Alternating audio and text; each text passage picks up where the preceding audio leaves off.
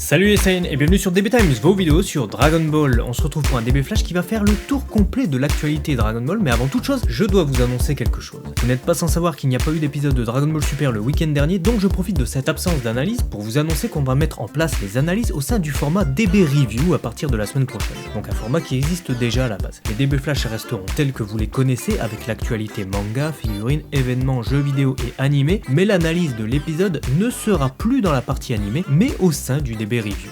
Pourquoi ? Tout d'abord parce que depuis l'évolution technique des DB Flash, ils me prennent beaucoup plus de temps à monter et la journée tout entière est dédiée à l'enregistrement et au montage pour ainsi dire, et je n'ai même pas parlé de l'écriture. Donc comme c'est un trop gros investissement, on a décidé de scinder en deux l'analyse des épisodes et les news de la semaine. Comme ça, je gagne une demi-journée entière sur la journée où sort ou l'analyse ou le DB Flash, et l'autre format peut ensuite sortir un autre jour. C'est plus léger et plus simple d'organisation, et en plus ça permettra à ceux qui ne regardent que tel ou tel format de s'y retrouver plus facilement. J'aurais tout aussi bien pu stopper les analyses telles qu'on les connaît, et pour gagner du temps faire une vidéo à l'arrache de 5 minutes, mais on a décidé de conserver en l'état absolument tout ce que vous aimiez au sein des DB Flash, c'est-à-dire le format analyse avec sa singularité et également les news, donc ça restera tel quel mais en deux vidéos séparées. Après cette intro beaucoup trop longue mais fort nécessaire, on peut maintenant commencer. Bon, c'est pas le manga à proprement parler, mais le mangaka du moment, Toyotaro, le digne héritier de Toriyama, qui débarque sur Twitter. Et peut-être bien qu'il s'ennuyait un peu trop entre deux chapitres de DBS, toujours est-il qu'il nous présente ces quelques réalisations faites en dédicace à des fans. Également une petite illustration bien sympa de Vermood, le dieu de la destruction de l'univers 11. Côté manga, le chapitre 22 sortira le 21 mars prochain au sein du Volume 5 daté du mois de mai, et on a déjà quelques images et de bonnes révélations autour de ce chapitre, donc je vous propose d'aller voir la partie spoiler qui se trouve au sein d'une autre vidéo dédiée en cliquant juste en haut à droite pour checker toutes ces révélations. Sumei vient de dévoiler sa nouvelle HQS, High Quality Statue, à l'effigie de Son Goku en train de réceptionner Nappa. Cette magnifique statue de 43 cm est actuellement en précommande sur le site officiel de Tsume à l'heure où j'écris cette vidéo, mais elle n'est peut-être plus en stock car je sais qu'il en reste très peu. La date de sortie n'est pas encore annoncée, mais la statue dévoile ses dimensions sur le site officiel et on sait qu'elle fera 31 cm de largeur, 36 cm de longueur, 43 cm de hauteur et pèsera 10 kg.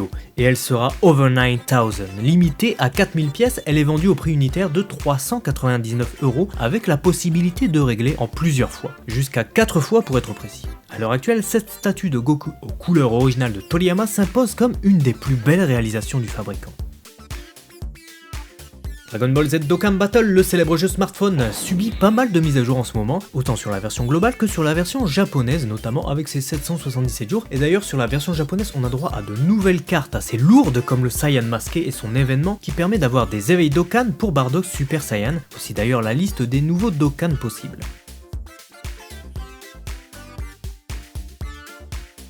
Le nouveau Goku Super Saiyan 3 Ange fait aussi très mal et voici ses stats. Info partagée par Nordax sur Twitter. Côté version globale, le 13e Tenkaichi Budokai a commencé ce 17 mars et se terminera le 20 mars, donc bon courage à tous ceux qui le tentent. On a aussi un portail de type intelligence en ce moment et un autre plus intéressant nommé Kamehameha Boom et qui permet d'obtenir une nécessaire garantie. Donc que dis-je, une nécessaire de cet événement garantie. Et en parlant d'événement, ce portail s'accorde avec l'événement à la poursuite du Super Saiyan légendaire, titre assez étrange mais qui est axé sur les films mettant en scène Broly, le Super Saiyan légendaire. Donc le 8e film Dragon Ball Z ainsi que le 11e. Et à noter que, prochainement, Goku Black débarque. Aux États-Unis, Funimation vient de sortir son 3e coffret Blu-ray et DVD de la série Dragon Ball Z Kai The Final Chapter, donc comprendre l'arc Majin Buu. Et ce coffret de la 3e et dernière partie arbore un artwork assez, comment dire, décevant. Dites-nous en tout cas ce que vous en pensez dans les commentaires, mais pour conclure cette série, comparativement à ce à quoi on était habitué niveau illustration, c'est pas franchement du grand art. Notez que ce coffret est vendu au prix de 49,98 $ en DVD et 54,98 $ en Blu-ray. Les épisodes 145 à 167 de la série en version internationale sont répartis sur 3 disques et le coffret sortira le 20 juin 2017 exactement, aux États-Unis évidemment. Du côté de la série Dragon Ball Super, pas d'épisode diffusé dimanche dernier au Japon, donc le prochain épisode épisode, qui sera l'épisode 82, sortira le 19 mars à 9h du matin sur la chaîne Fuji TV au Japon. Et vous pouvez d'ores et déjà voir un épisode des prédictions de Baba dédié à cet épisode, prédictions, théories et analyse du teaser et du synopsis, que l'on a aussi réalisé sur les synopsis des prochains épisodes, donc n'hésitez pas à checker si ce n'est pas encore fait. Merci encore d'avoir suivi ce DB Flash et on se retrouve très vite pour une nouvelle vidéo. Matane!